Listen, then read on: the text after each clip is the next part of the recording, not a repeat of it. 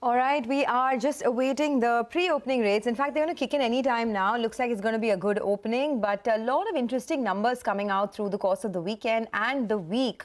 So let's talk about that. Prakash Diwan is still with us. Prakash, anything you liked from the earnings that came in the last 1 week, either from the large caps or the mid cap space? So I think, hello, can you hear me, Sonia? Yes, I can. Go ahead. Yeah. So I think the numbers from UltraTech are pretty interesting. What it tells you is that while margins have been a bit under stress, given that they've not been able to have any kind of a price hike in this period, but it tells you that the build-up in revenue is very encouraging. So my sense is that not only for UltraTech but a lot of the other cement plays, this will start getting very interesting. So that was almost like the poster boy of the cement sector. Reporting numbers that are fairly encouraging, and I would expect some sort of a re-rating to continue going forward. But apart from that, I think the more interesting numbers are going to be the auto numbers later this week that we would look at. Except for IT, there's really been not much to really analyze. But I think cement is going to be interesting after if UltraTech is any kind of an indication. And then the expansion that they've done in terms of new lines that they've set up, the 1,500 crores they've spent. And in spite of all of that, managed to reduce debt, which is what they've promised. So all of that kind of augurs well for the confidence that it gives you on the balance sheet repair. Okay, all right. Prakash, on UltraTech, I'll be a little nervous for the remainder of the sector because of that realization miss. But as you said, UltraTech appears to be well placed, but that realization's not going up when demand is so strong.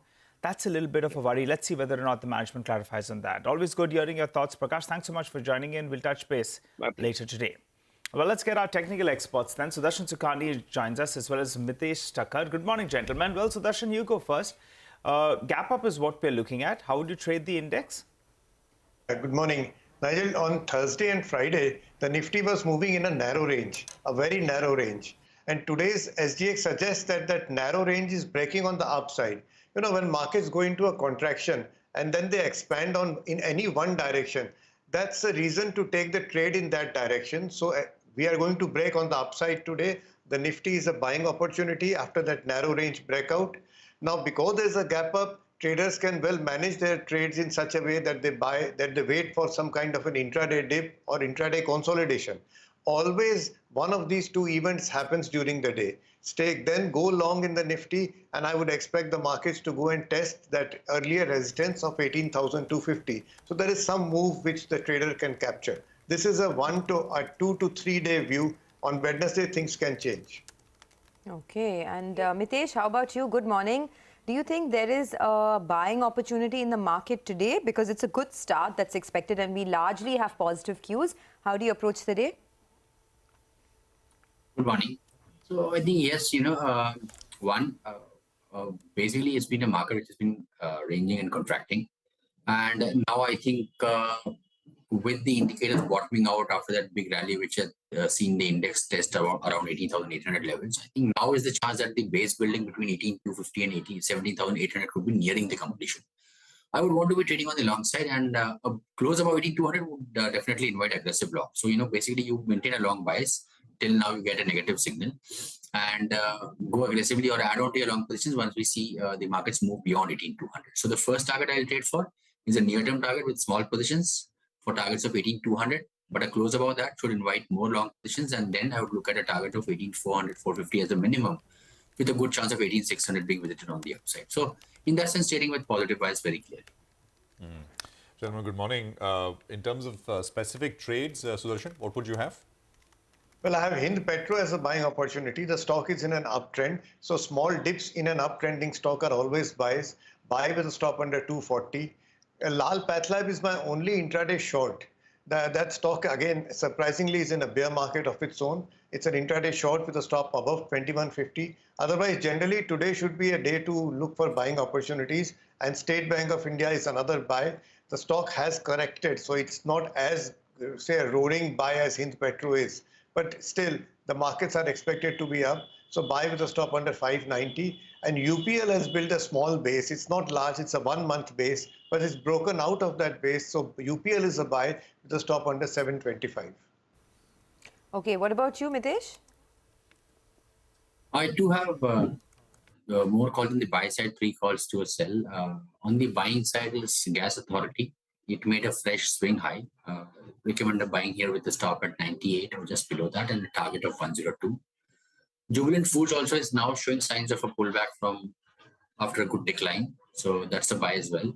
Keep a stop below 504 half and a target of 522 is what I would recommend. And Power Grid is a buy with the stop just below levels of 220 and a first target of 230 can be looked at. The sell call is on Nestle. It was a sell earlier as well. Now I think if you get a mild pullback, say about 1% or so around 19,350 could be a good level to go short here. Keep a stop about 19,550 and 18,900 is the near-term target. Gentlemen, thanks very much for that. Mitesh, if I can request you to just hang back 1 second. I want to put out the chart of LTI Mindtree. This is the merged entity which reported numbers for the third quarter.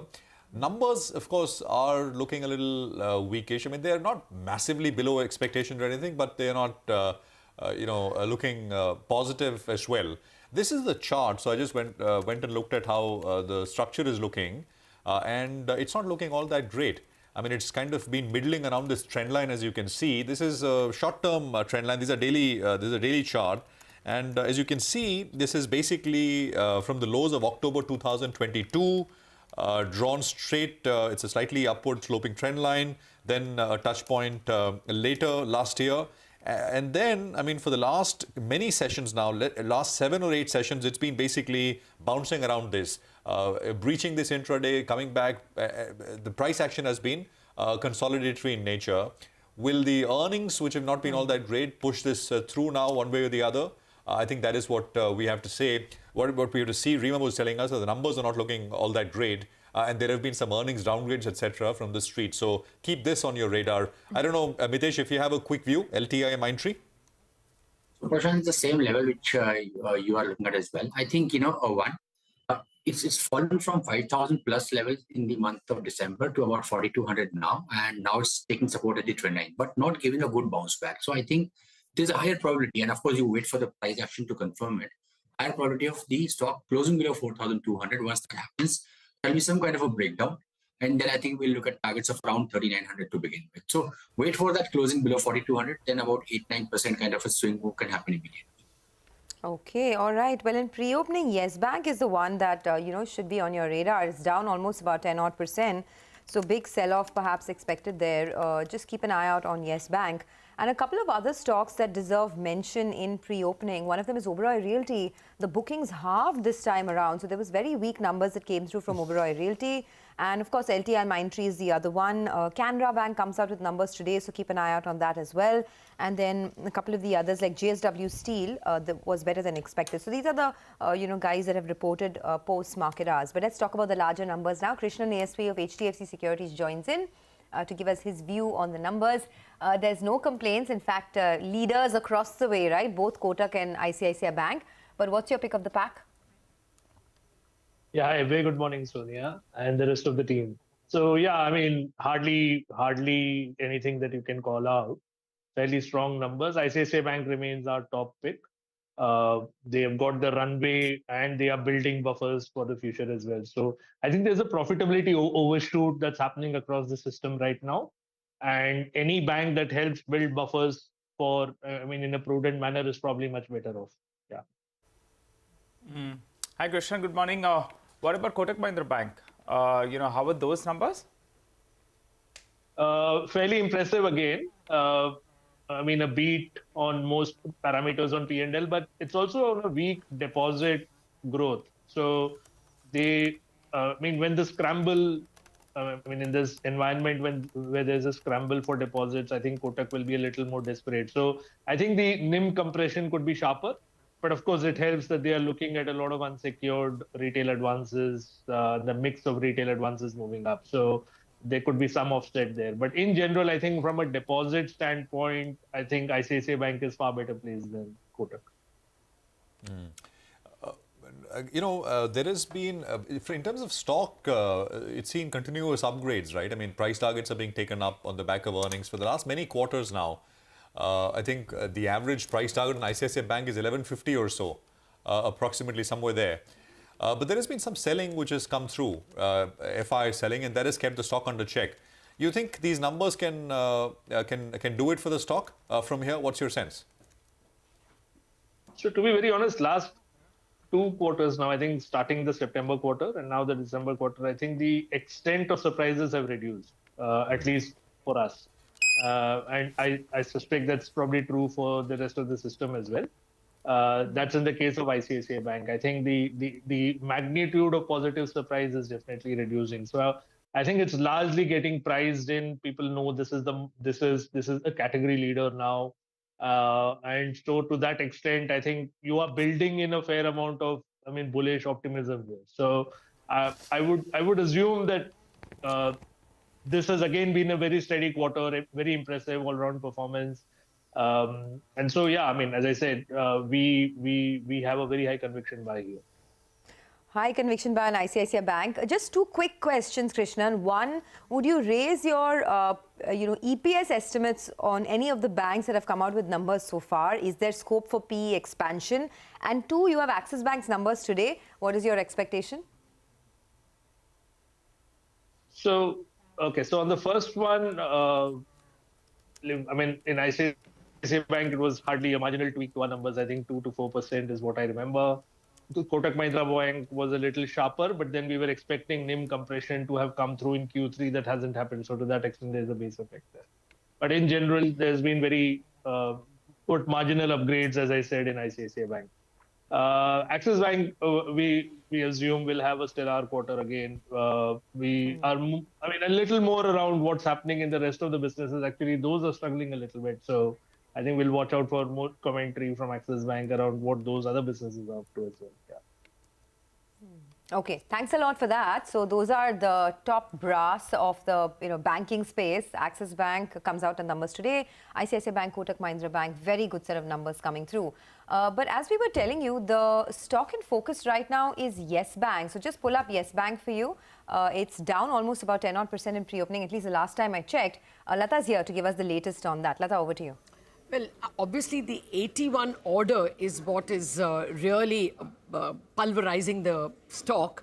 Basically, they had written down 8,300 crore of bonds to zero, and that order has been quashed, which means they have to pay back possibly 8,300 or some other amount. And what is Yes Bank's profit this quarter? It's 51 crores. So it is a huge blow. But we have to look at why the High Court quashed it.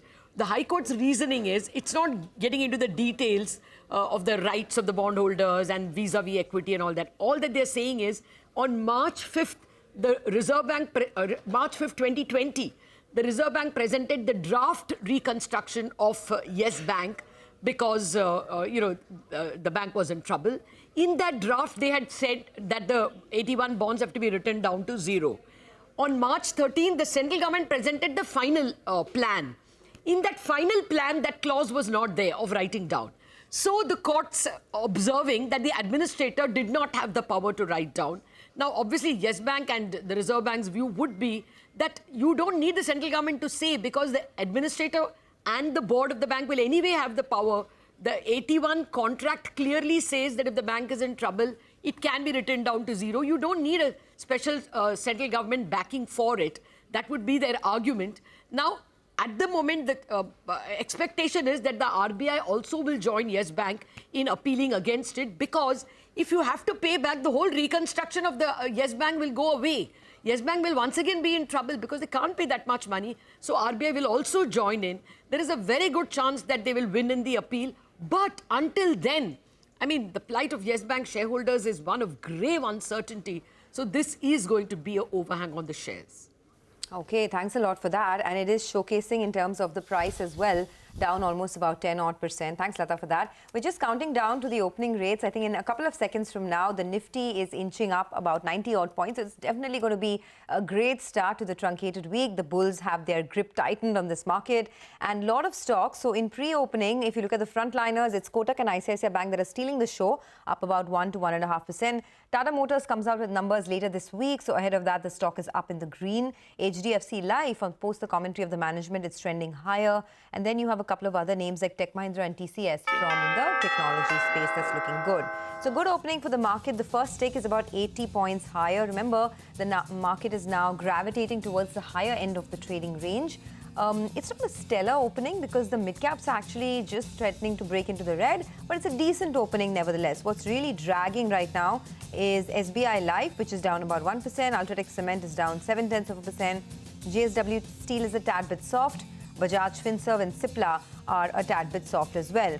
Now, Reliance is trending in the red. As we were telling you just a while back, there are a couple of concerns with respect to Reliance's earnings. One, of course, is the fact that the debt has gone up for the business. Capex has surged substantially, as well as, there's no clarity on tariff hikes. So that is something perhaps that's putting a lid on the Reliance stock for now. On the upside, though, Tata Motors is your biggest mover, up 1.5%. Comes out with numbers later this week. You have, in fact, both Maruti and TVS coming out with numbers tomorrow. So ahead of that, the stocks are trending higher. Kotak and ICICI Bank also in the green. Indices Bank has been doing quite well. So that one is up almost about 1%. And then Tata Steel and Tech Mahindra, some of the Tata Group stocks looking pretty good. The market breadth is solid at over 1,800 stocks on the advancing side. So it is, of course, a very decent start. Good start there. But let's see whether we build on to the gains. Well, that's right, Sonia. And we were talking about the large cap banking names. We'll just take a look at some of these mid cap names. IDFC First Bank, the NIMs have expanded on a sequential basis. CLSA has gone ahead and upgraded the stock. That's opened up with a gain of around 2.5%. You have RBL Bank. Well, the NIMs have come in at 10-quarter highs, so at around 4.7% odd. So that stock as well has moved higher. Bandhan Bank, will get chatting with the management in just a bit. But for starters, the street seems to believe that the management, yes, they have been guiding that the loan growth can be in excess of around 20% for the next couple of years. For starters, it's up close to around 2% or thereabouts. Yes Bank, well, they've been, they have that bonds issue that Lata just explained to us. The other problem is the loan growth has been lower than expected. And also the NIMs, well, no expansion out there. So, that stock as well is under pressure. A couple of other names, McLeod Russell, the company and Carbon Resources, they'll propose a one-time settlement. So that stock should be up for you on the screen. Remember, my colleague Vivek had, given us a heads up in the end of December. So that's opened well in the green. LTI Mindtree, well, the constant currency revenue growth was disappointing. Margins as well, missed estimates on higher furloughs. So that stock, in fact, has opened up with a counter of around 2.5%. Oberoi Realty, just an hour or so ago, we got the Q3 bookings value, which was down drastically. The area booked as well was much lower. So that's pulled back a percent or thereabouts. And Shakti Pumps, let's see what that's doing. The EBITDA came in lower by close to around 20%. So I think that as well had opened up in the green. And Make Money Organics, in pre-open, I saw that stock, it was under some pressure. So let's pull up that one. I think it was down close to 5% odd. We're not getting a rate out there. But I think that one as well has pulled up a little bit. It's a decent start. 80 points on the Nifty as things stand right now. 18,110 is where we find ourselves at on the index. Now, the top volume-led gainer is IDFC First Bank with a full 2% gain. So stocks at about 61. Mazgaon Dock is the second biggest volume-led gainer. IDFC First on your screen. Mazgaon is starting slow, but these are names which, with the momentum behind them can do a lot. Let's watch out for this one. 780, 781. Union Bank is up about 1.7, 1.8%. 82, 83 on that one. Ashapura Mindchem. That's a 15% pop. 121 on Ashapura Mindchem. Aptech is up about 3.25%. Garden Reach Shipbuilders. Mazgaon is something I mentioned. Garden Reach is up about 1.6 odd percent. Volumes are kind of lackluster across the board. There is not very much in that sense on volumes. BKG is another one which is coming up with about a 2% odd pop. 1,300 stocks are higher. We've got about 500 stocks which are lower at this point in time. Our market master of the day is Prateek Gupta, CEO and co-head of Kotak Institutional Equities. Prateek, great to have you with us here back on the program. Appreciate your time. Just start with earnings first up, Prateek. What we got last week, now I'm using the word consumer very broadly. We got very different segments of consumer companies reported, but mostly earnings disappointed the street. Tech also numbers have been very mixed, right? Mid-cap, very divergent kind of performance. Some very good, some weak. Banking, we've seen numbers come through. Reliance is reported. What's your take overall? Which direction are estimates going, up or down?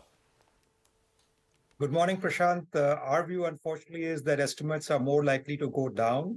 We're probably already at the low end of consensus. Our expectation for the Nifty earnings for FY23 are at 11%. And for FY24 and 25, we're at about 15% CAGR for the next 2 years. And our concern has been the areas which you pointed out. One is the consumer discretionary segment in particular, especially urban consumer discretionary, and also the export-oriented sectors, whether it's IT, chemicals, some of the auto ancillaries. And we think there's probably greater downside to the earnings estimates as we go into the March quarter and the June quarters, as the global slowdown intensifies. That in turn, we think will put even more pressure on the earnings estimates for the export-oriented sectors and the consumer discretionary segment. Likewise, we think for the December quarter, we've seen a weak set of numbers coming out so far. And even going into the March and June quarters, we think this weakness will persist. We don't see a trigger for a sharp turnaround in the short term. So earnings-wise, we are a little bit cautious, and that's something, unfortunately, we just have to get past this next 1 or 2 quarters till we start seeing some acceleration in earnings. Okay, so a bit cautious in terms of earnings. By the way, the market, the mid caps at least, are now in the red. So there is definitely some caution in the system. Nykaa is down almost 3%. New lows on that one. Yes Bank is down about 10-odd%. And across the board, you know, it's a bit of a lackluster opening, you'd have to say. It's not holding on to its gains around 18,100 or so.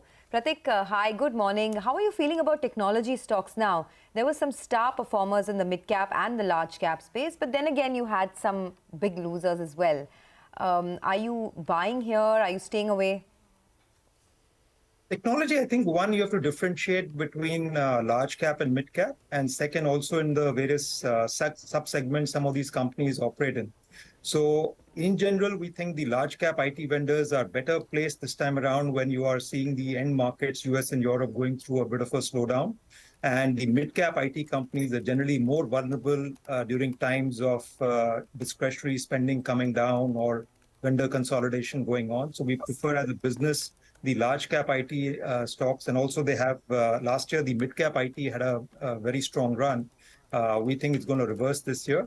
And the other segment to watch out for is obviously the ERD segment, which tends to be a bit more vulnerable to an economic slowdown. There, the spending is a lot more discretionary. So avoid the ERD segments. But conversely, companies which are focused more on BFSI, there we think the IT spending is going to be more resilient. We have major technology upgrade programs going on, the cloud migration, the new apps being built for the cloud, etc. So there's a lot of work going on over there. So it's going to be less cyclical for the BFSI focused businesses, but the other segments like ERD, for example, expect a weaker performance. So preference would be more for large caps than mid caps, and preference would be for BFSI than for the ERD type companies. All right. Hi, Pratik. Good morning. Pratik, I think the cement pack as a house, you'll have been fairly positive on that as a domestic play. UltraTech's numbers, well, they were pretty okay. But my worry is the cement prices haven't improved. And when you're talking about solid demand and yet prices don't improve, that's a bit of a worry. We're already 20 days into January quarter, and the street was estimating a price increase in quarter 3 and a further price increase in quarter 4. Now, that's not really playing out. That could be a risk to earnings. Your view on the space? So actually, we've been a bit cautious on cement as well for the last few months. We think, as you rightly pointed out, there's been a sharp increase in raw material prices over the last 6 months or so, and the price increases haven't panned out. Partly, there's a lot of incremental supply which keeps coming every year. That's one. And secondly, I think in the sector, there's one big change which is happening is in the competitive intensity with the entry of Adani and them taking over the Holcim Group companies. We think it's going to be difficult for the incumbents to take on price hikes as aggressively as they did earlier on. So the competitive intensity is increasing. As you rightly said, the price increases are not panning out the way they should have otherwise. And demand is okay. We're actually not so concerned about the demand environment. We think as the year progresses, especially in a pre-election year, second half of the year, we tend to see, cement demand in particular picking up, construction activity picking up. Obviously, this assumes a normal monsoon. So we're not that concerned about the demand, but we're more concerned on the supply side and also stock valuations. Some of these cement stocks are still trading at very expensive valuations now. They haven't corrected or underperformed as much. So we are a bit cautious on cement as well. Okay, we'll have to thank you on that note. Thanks a lot for joining in and have a great 2023. Let's move on now. A lot of stocks in focus, so let's talk a little bit about that. Adani Enterprises, the 20,000 crore follow-on public offer will open for subscription on the 27th of January, so in a couple of days from now. To learn more about the FPO, how the proceeds will be utilized, we spoke with Jigeshinder Singh, who is the CFO at Adani Enterprises. He also detailed listing plans for the companies under the Adani Enterprises, under the group itself. He spoke about the group's partnership with Total. Listen into some of those comments. The route we have chosen for FPO is largely because we have two core objectives that we wanted to achieve with this. Number one, we wanted to expand the shareholder register, and number two, we wanted to make sure that the fundamental ability of Indian domestic shareholders to participate in the wealth creation story of India, we can facilitate. The use of proceeds in terms of why this amount and why not another amount, the way because it's part of an overall capital management plan that we have for our portfolio, and in this particular case for Adani Enterprise.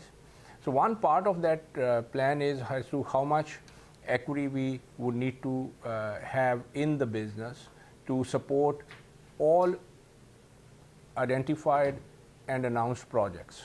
So what this does for us is, for Adani Enterprise that is, it allows Adani Enterprise to continue its program of development of green hydrogen, airports, roads, data center and other businesses. Our overall focus, I just would like to reiterate, remains on the retail and the domestic investor base.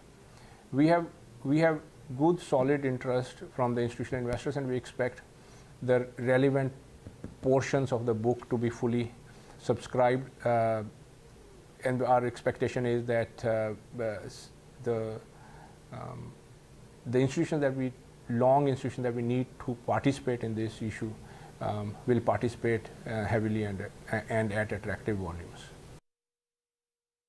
5 major businesses which are part of Adani Enterprise today would continue to remain on track, and would be ready for and would reach a stage where they are able to support their own capital planning and own investment planning as per their business needs. So these 5 businesses are our materials, metals and mining business, our data center business, the Adani Airports, Adani Roads, and Adani Green Hydrogen business, which is within Adani New Industries Limited.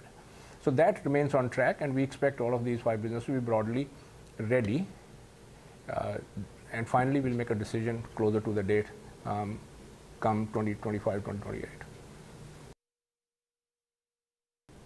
We expect to complete what we would call our agreement with our partner Total Energies over the next 4 to 12 weeks.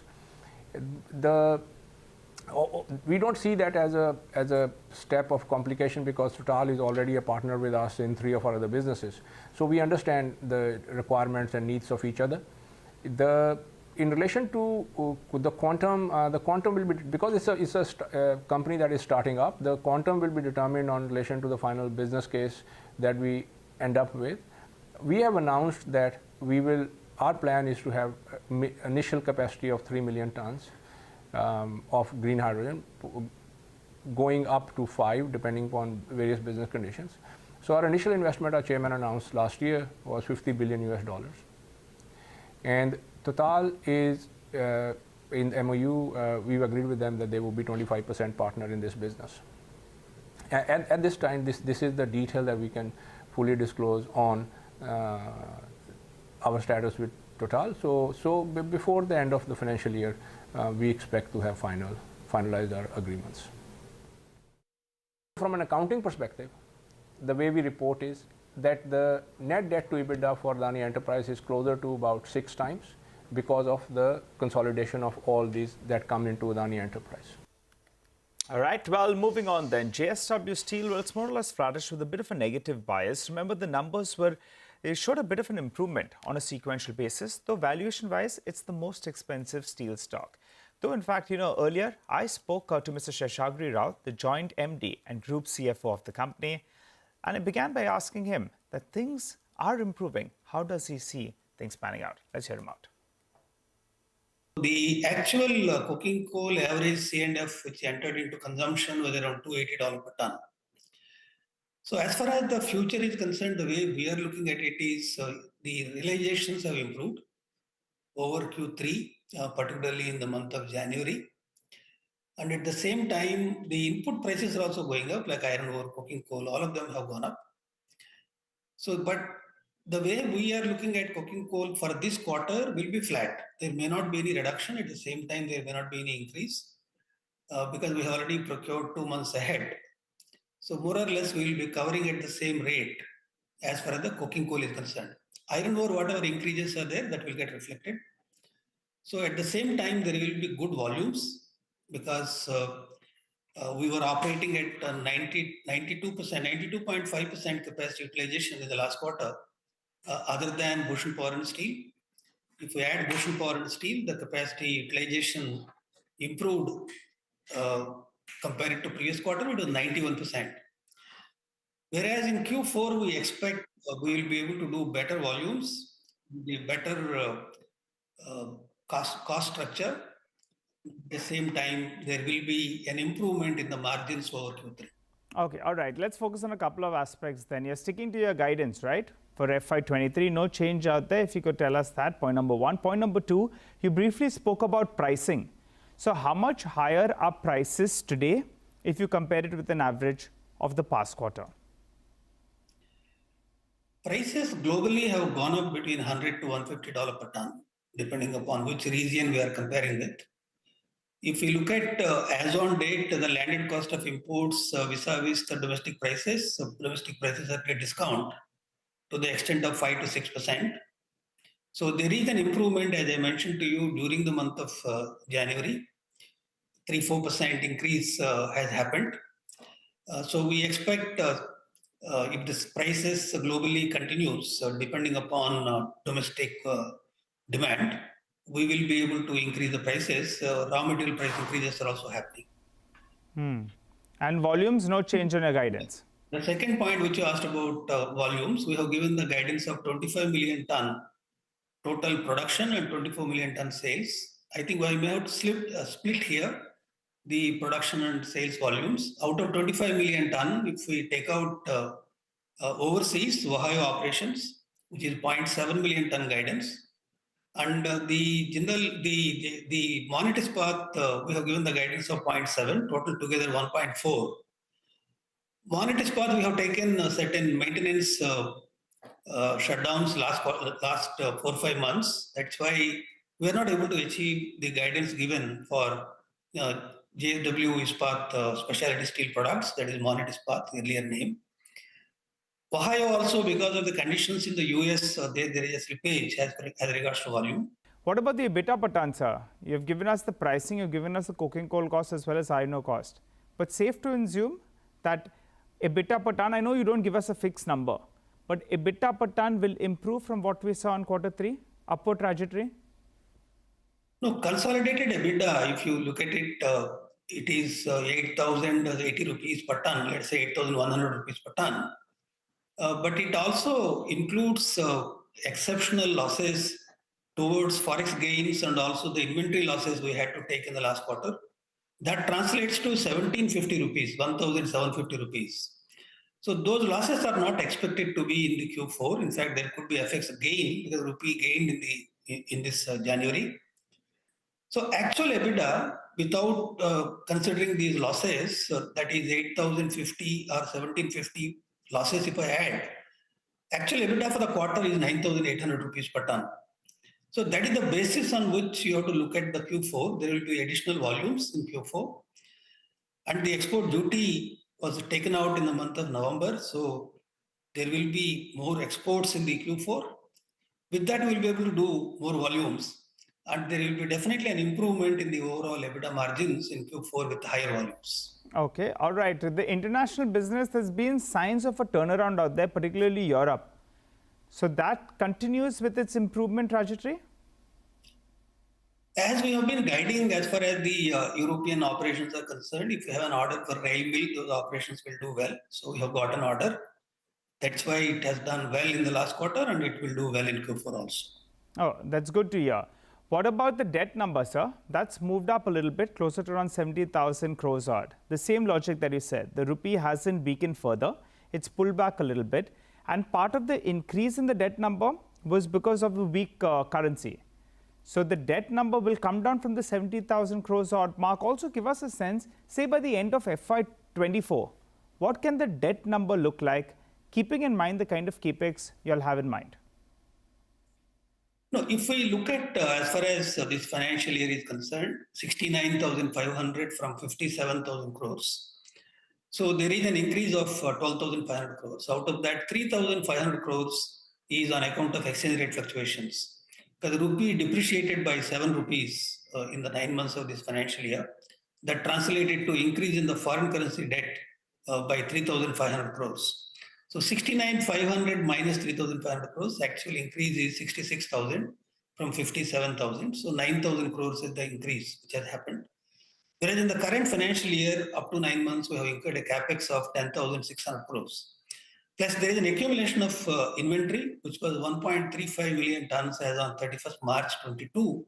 It went up over 2 million tons. So there is extra inventory which we will be clearing it in this quarter. So considering the release of money from working capital, plus appreciation of rupee which is happening in this quarter, plus cash accruals that can happen in this quarter, all three together we will be able to reduce our debt. Below 70,000 crores, definitely below 69,500. Whatever we have guided to the market about 3.75:1 debt to EBITDA will be much, much below that. Okay, all right. Any word on the inorganic growth, RINL or NMDC? Have you heard from the Government of India with regard to divestment? You're interested, right? As and when it happens, we will continue to evaluate and participate as we have been telling. So I think NMDC, some progress we are seeing, but as far as RINL is concerned, we have not heard anything. Okay, thanks a lot, sir, for joining us and giving us an update on the business. Let's slip into a quick break. On the other side of the break, we will be joined by Chandrasekhar Ghosh, the MD and CEO of Bandhan Bank, to discuss their Q3 earnings. Later, we'll also connect with Prashant Jain, the joint MD and CEO of JSW Energy, to discuss their